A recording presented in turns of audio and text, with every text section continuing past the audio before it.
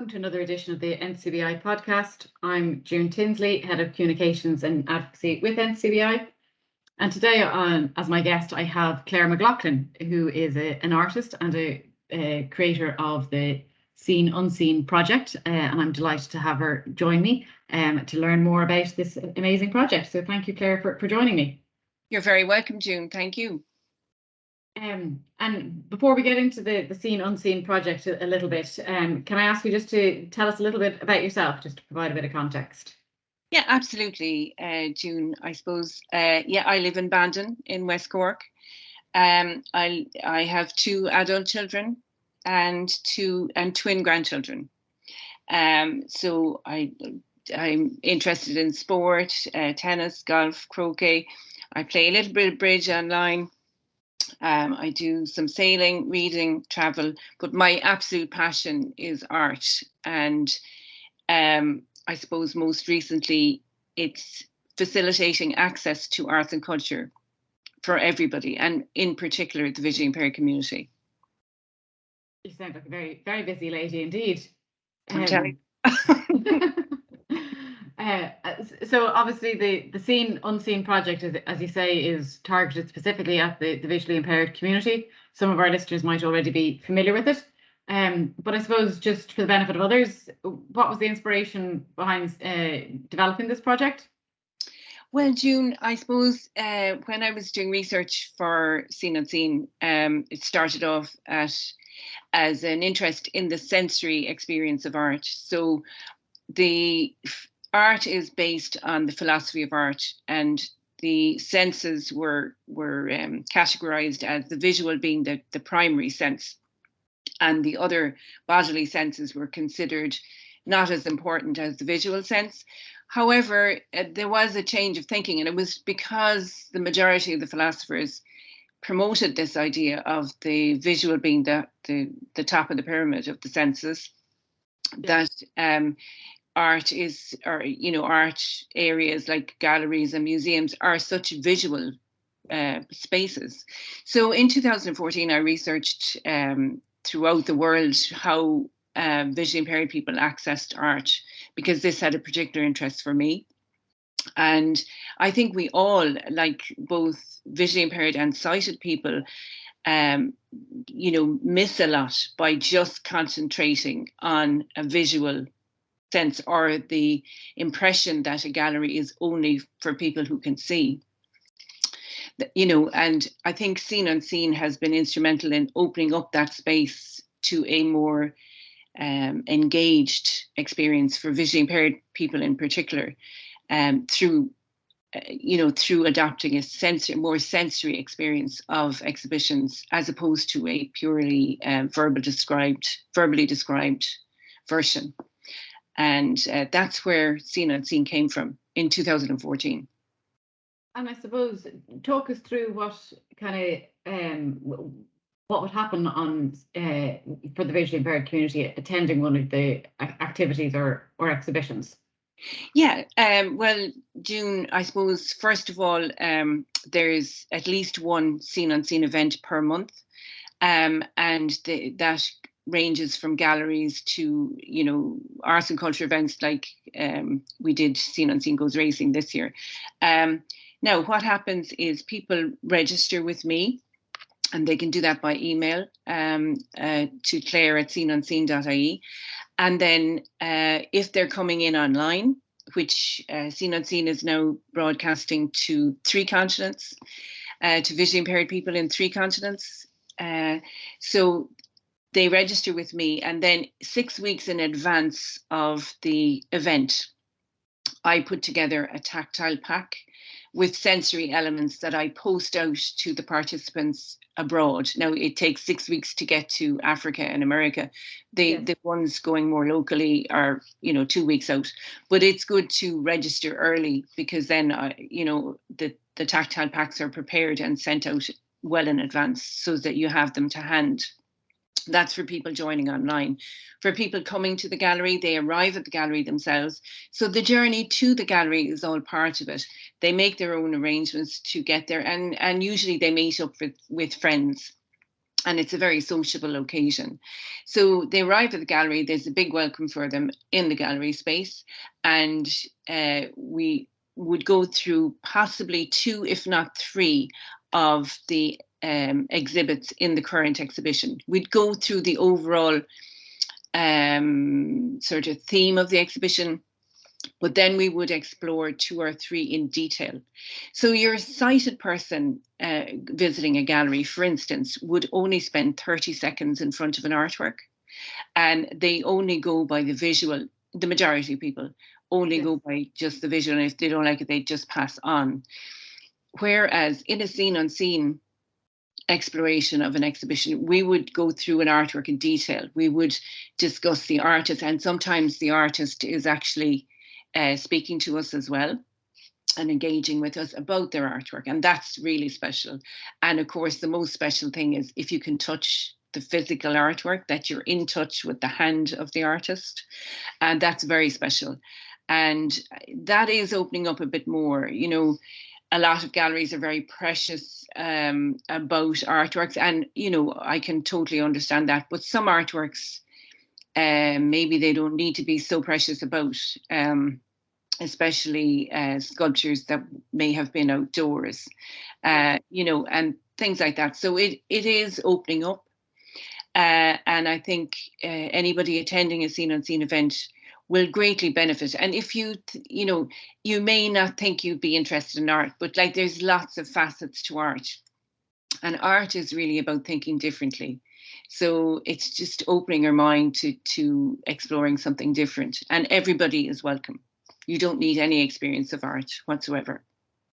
And can I ask you, Claire, to explain a little bit how, if someone is joining online and they have the tactile pack in their hands, do they get most out of it when you're deep dive into those 2 or 3 exhibits that you talked about earlier? Is that where the tactile element combines with it? Yeah, you need a way in. For, if you know, especially for somebody who can't see something, you have to find a way in, and you have to find a way in that's going to work for people. Sometimes it might be something very basic, but even the texture, say if you're doing a painting and the woman is dressed in a velvet dress, well, there would be a piece of velvet, and then you've the texture and the luxuriousness. You know, you've got lots of. It's just when you touch something like that, you have a way in. Whereas if you're not touching anything, and you're sitting in front of a screen trying to describe a painting with no tactile elements, it's very bland. It can be a very bland experience unless the person has experience of the image already, which isn't always the case. And is there an online element to all of the activities you're able to undertake in each of the galleries? In each of the galleries there is, and that came about. That's one of the beneficial things that came about during COVID, because we were looking at ways of engaging the Scene Unseen community, you know, and any participants who wanted to participate in Scene Unseen, and also we had people from America, Africa, Europe, England, Northern Ireland wanting to join but couldn't physically be there. Yes. So I developed this Scene Unseen on Zoom and the tactile packs, and we're always improving and always open to suggestions. You know, nothing is static in Scene Unseen. That's the beauty of it. It can respond to changes, and we have a great cohort of participants who are fantastic in you know, saying, look, that worked, this didn't work, you know. And yeah, it's about an exploration on both sides, you know. It sounds fascinating that you're able to combine people physically being in the gallery, and potentially speaking to the artist about their exhibits, plus individuals joining online and being able to have a quite immersive experience by virtue of having the tactile pack sent to them beforehand. Oh yeah, no, it's brilliant, June. And I mean, you know, like the artists that do join in are blown away with the engagement, because they would probably never have experienced that level of engagement. Yes. In their, you know, and such a deep dive into a particular exhibit in their exhibition. And you know, they're always blown away with the questions from the participants that, you know, and I think it breaks down the barriers that people put up, and it's a very sociable, it's a socially engaged art project, so it is a very sociable event. And so far, does the Seen Unseen project, have you exclusively gone to galleries and museums, or have you widened it out into other activities?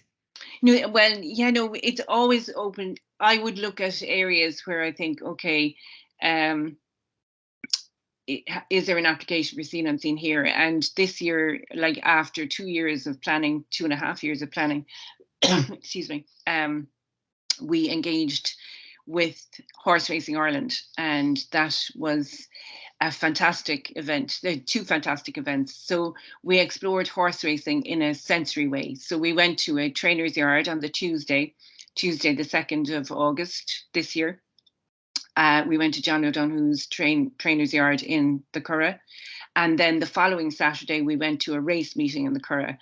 And these were very special events because at the trainer's yard, we heard the horses clip clapping in and out of the yard on the cobblestones. Yeah, that was beautiful. And then all the sounds of the horses in the stables.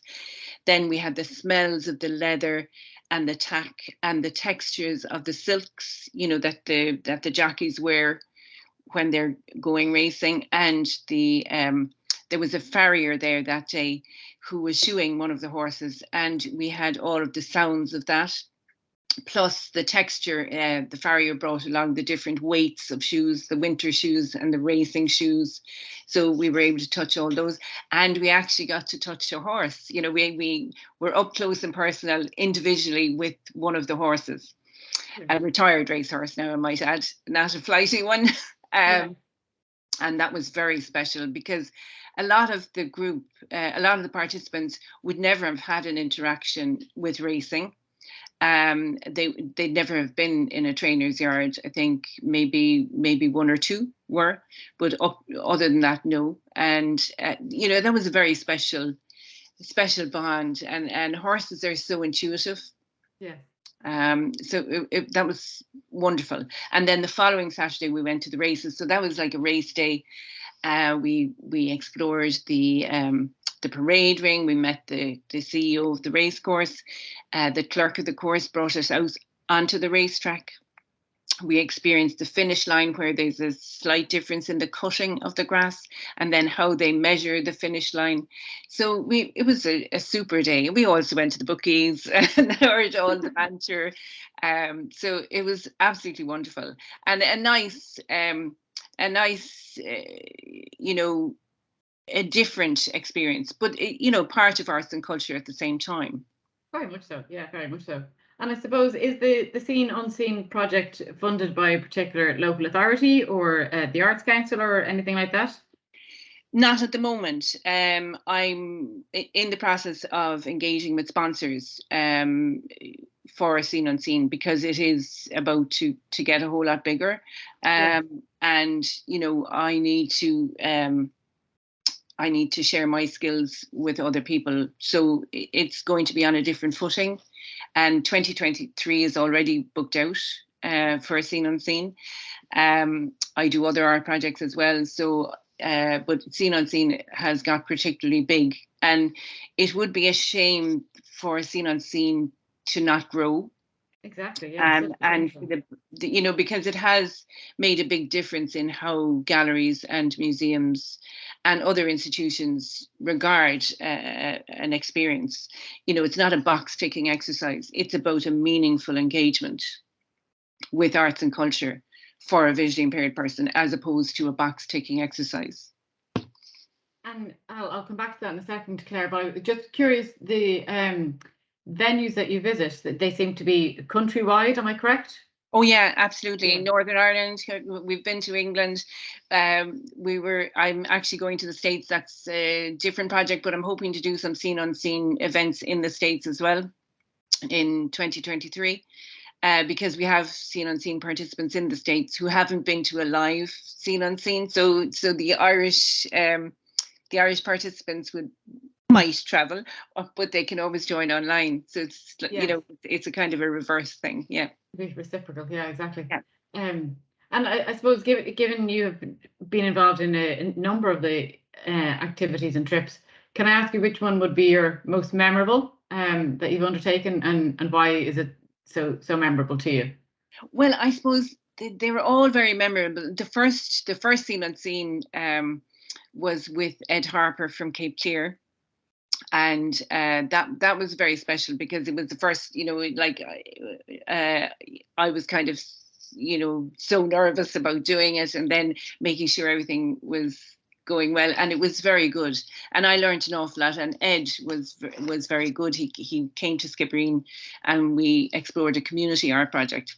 Yeah. And the second one then was in the Crawford Gallery with a group from the NCBI in Cork, and we explored Seamus Murphy's sculptures, which we were able to touch, which was fantastic. And there have been many memorable events in Scene on Scene, all terrifically engaging. But I suppose the highlight for last year was the Scene on Scene Goes Racing, Yeah. because it was such a different experience. The galleries are wonderful. And, now I think the space has opened up in the gallery. So it's about exploring new spaces, continuing to open up the gallery space and museum space, but opening up new spaces, and thinking about things differently, which is what art is. And touching on that, do you find that once the galleries have been involved in the project, that there's kind of longevity to their desire to make future exhibitions more interactive and inclusive of people who are blind or vision impaired? I think it's changing. There's work done, much more to be done, and Scene on Scene is very well placed to facilitate that change, and has facilitated that change in lots of spaces. And lots of the galleries we collaborate with in Scene on Scene, want to continue the collaboration, and have booked sessions. Like, a lot of the galleries would book up to 4 sessions a year. So, it's getting to the stage now where Scene on Scene will have at least 2 events in 2023 instead of 1. And and possibly there could be more. And it's like that, if visually impaired people want access, they need to tell people what level of access they want. And it's important for, if you don't ask, it'll never be provided. And I think it's chicken and egg. So in the beginning, it was difficult to get galleries to understand that a gallery space should be somewhere that is accessible for, particularly for people with a vision impairment. And that type of thinking has changed, and it is now more open. But you do have to welcome people in. After all, these are but in the majority, publicly funded institutions, and it's an absolute must for them to welcome people. And as you rightly say, they are public buildings, so there's an obligation and duty on them to make sure that the contents are accessible. And certainly NCBI has been kind of commenting and flagging and linking in with the Heritage Council, for example, in highlighting how so many of our heritage sites are totally inaccessible for people who are blind or vision impaired. So I'm delighted to hear, in your view, that some of the galleries are making a step in the right direction. Do you feel any of the heritage sites are? Yeah, well, I suppose I haven't done a deep dive on the heritage sites really, June, to be honest. But I mean, that I certainly would see areas that could be improved. But all of the time, it's about, it's not necessarily about spending lots of money to make things more accessible. You can overcome a lot if you just step back and ask people what they want, and give a meaningful experience. And the personal contact is always special, and a personal understanding, to try and make things easier for people who don't have the same abilities as others. Yeah, and as you rightly say, it is about asking, and certainly it seems to be just a lack of awareness, as opposed to either malice or just anything vindictive behind it. It just seems to be lack of awareness in terms of. I think you're absolutely right. I think it's, and I think there's a certain amount of fear of getting it wrong. And, look, everybody appreciates people trying their best, and we all get it wrong sometimes. So we're not machines. But it's important to learn that if you do get it wrong, you write it. And if it's brought to your attention that something isn't working, you change it. Correct. And also, I suppose part of that learning is to understand the diversity of vision impairment, and that switching everything to a braille signage won't necessarily work for a large proportion of the sight loss community, because they may not never have learned braille. So it's offering kind of diverse ways to be interactive with the exhibits and museums and heritage spaces. I know, absolutely, June. I mean, in the beginning of Seen and Seen, I mean, I had one of the galleries say to me, "Oh yeah, we're fully accessible. We've got braille in the lifts." Yeah. So it's about education. It's about awareness, and it's about people asking for what they need. I went to the joint committee. I spoke at the joint committee for arts, culture, tourism, sports, and media. With one of the participants, Carmen. And so we went along, and there were two fully funded bodies at that meeting. But, Carmen gave a very personal experience of what is required in lots of areas like concerts and theatre, arts. And, she gave very valuable information to that meeting. And I think the public representatives that were there certainly learned a lot, and were surprised that Seen on Scene wasn't publicly funded. Yes, exactly. That, I suppose that's so was I. That's why I was asking the question, how it was funded, because, as you rightly say, there's such growth potential to it. You want to make sure that, unlike other projects where like pilot initiatives are rolled out and then in true Irish fashion, there's no longevity behind them. You don't want the same thing to happen with the Seen Unseen initiative. No, and that's not going to happen either, June. I mean, I'm in the process of there's big changes coming in 2023, but not so big that the priority in all of Seen Unseen is the visually impaired participants, and their engagement with art and culture. And I suppose, Claire, just how many participants on average would attend one of the events? Well, it could be anything up to 50. So you could have a number online. You could have, and then they change. Like there's well over 150 participants who dip in and out. They're not there all the time, and some would have lapsed maybe and come back in. Not everybody's going to be able to make it all the time. True. But the beauty of Seen Unseen is the schedule is up. People can decide whether they'd like to come or not. And, it's always open. There's never a restriction, really. I mean, I'll always find if we find that the group is too big, we'll have two groups. In fact, I remember one time in the National Gallery, we had three groups, So, there's always ways around these things. And I would never refuse anybody. I would always try and facilitate in some form, to make sure that everybody is accessing it, that nobody's disappointed. Brilliant. And I suppose that brings us on then, Claire, to if you could please give out the contact details and websites and all that, so that people can feel free to browse the breadth of activities and events that are already scheduled for 2023. I will, of course. Thank you, June.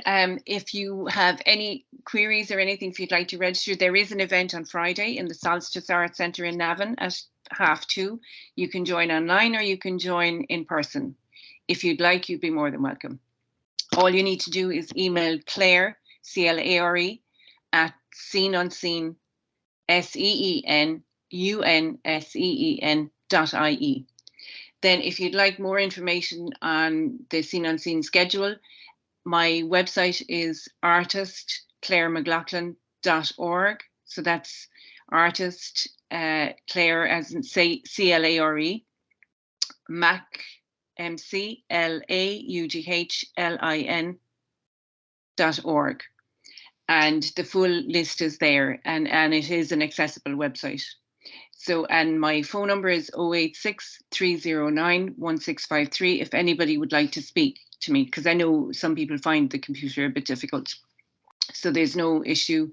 Please don't let technology stop you from engaging with Seen Unseen. We'd love to see you anytime. Excellent. And Clare, can I just ask you to repeat that phone number just one more time for ease? You can, of course. It's 086 309 1653. Brilliant. And that's my own number. So if I can't answer it, I will always phone you back. Excellent. Well, I would just like to say thank you so much for your time. I'm delighted to have learned so much about Seen Unseen. It sounds like a fabulous initiative that is reaping the benefits of expanding art into so many new people's lives, and great to see that it's growing such legs across the continents even. So best of luck with it in 2023 and beyond. And as always, if anyone is interested in accessing NCBI's services, feel free to jump onto the website ncbi.ie, or our info line is 1800 911 250. But for now, I'd just like to say thank you very much, Clare, for having a chat with me today. Thank you very much, June. And you'd be also very welcome to Seen Unseen anytime if you'd like to come along to experience it for yourself. Thank you very much. Yeah, I'll jump onto the website and see what dates would work out, and I can get back in touch with you that way. Okay. Thank you, June. And thank you, everybody, for listening. Thank you.